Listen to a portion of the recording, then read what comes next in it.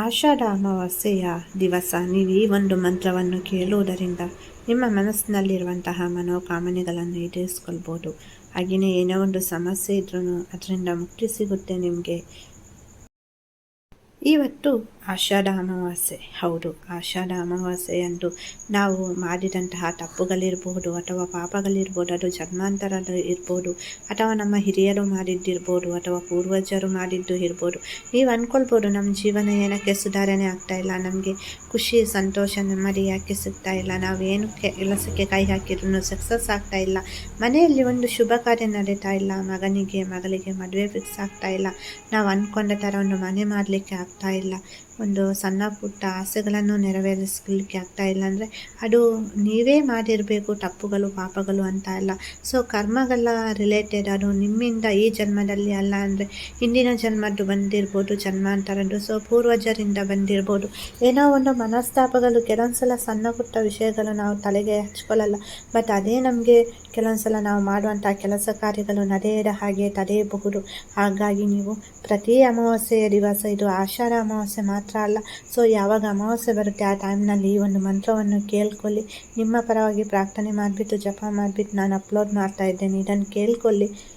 ನೀವು ಕೇಳಿದ ಮೊದಲನೇ ಅಮಾವಾಸ್ಯೆಯಿಂದ ಇದು ನಿಮಗೆ ರಿಸಲ್ಟ್ ಕೊಡಲಿಕ್ಕೆ ಸ್ಟಾರ್ಟ್ ಆಗುತ್ತೆ. ಅಂದರೆ ಒಂದು ಅಲ್ಟಿಮೇಟ್ ಪಾಸಿಟಿವ್ ಎನರ್ಜಿ ಇರ್ಬೋದು, ಪಾಸಿಟಿವ್ ವೈಬ್ರೇಷನ್ ಇರ್ಬೋದು.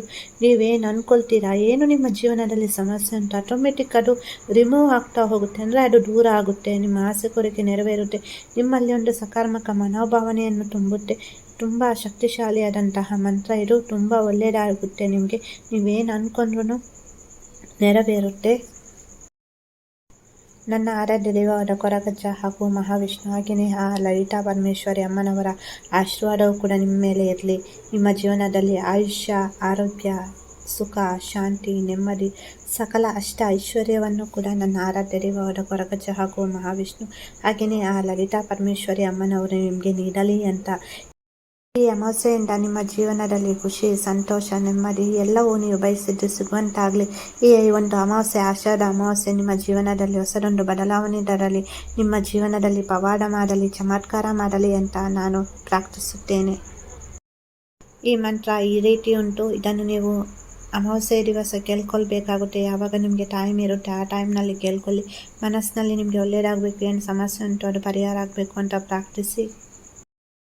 ಓಂ ಕಮಲಾಸನಾಯ ವಿದ್ಮಹೆ ಶಿವಪ್ರಿಯಾಯ ಧೀಮಹಿ ತನ್ನೋ ಲಲಿತಾ ಪ್ರಚೋದಯಾತ್.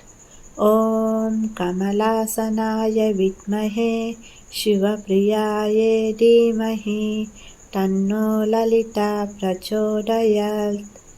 ಓಂ ಕಮಲಾಸನಾಯ ವಿದ್ಮಹೆ ಶಿವಪ್ರಿಯಾಯ ಧೀಮಹಿ ತನ್ನೋ ಲಲಿತಾ ಪ್ರಚೋದಯಾತ್.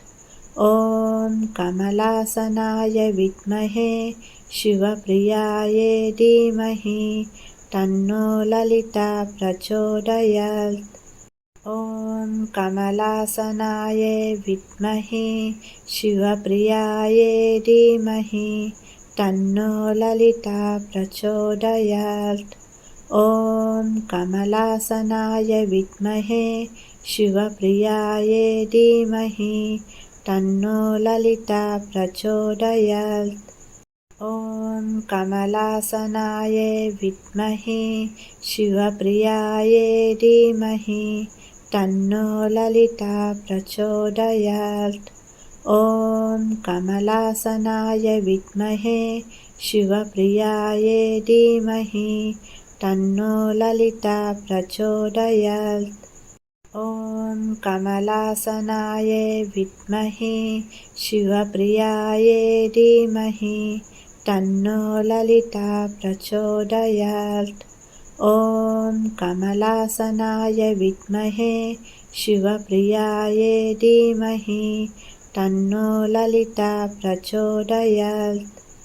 ಓಂ ಕಮಲಾಸನಾಯ ವಿದ್ಮಹೆ ಶಿವಪ್ರಿಯಾಯ ಧೀಮಹಿ ತನ್ನೋ ಲಲಿತಾ ಪ್ರಚೋದಯಾತ್.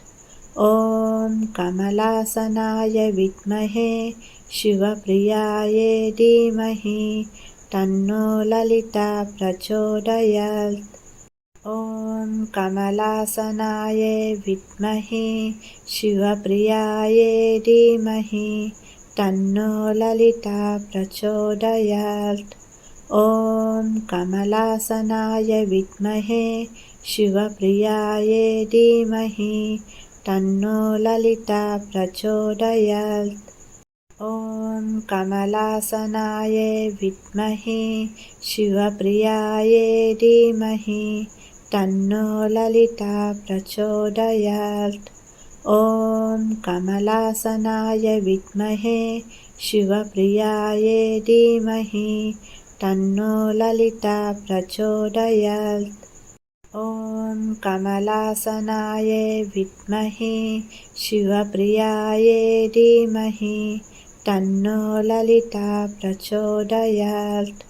ॐ कमलासनाय विद्महे शिवप्रियाय धीमहि तन्नो ललिता प्रचोदयात्। ॐ कमलासनाय विद्महे शिवप्रियाय धीमहि तन्नो ललिता प्रचोदयात्। ॐ कमलासनाय विद्महे शिवप्रियाय धीमहि तन्नो ललिता प्रचोदयात्। ॐ कमलासनाय विद्महे शिवप्रियाय धीमहि तन्नो ललिता प्रचोदयात्। ॐ कमलासनाय विद्महे शिवप्रियाय धीमहि ॐ कमलासनाय विद्महे शिवप्रियाय धीमहि तन्नो ललिता प्रचोदयात्। ॐ कमलासनाय विद्महे शिवप्रियाय धीमहि तन्नो ललिता प्रचोदयात्।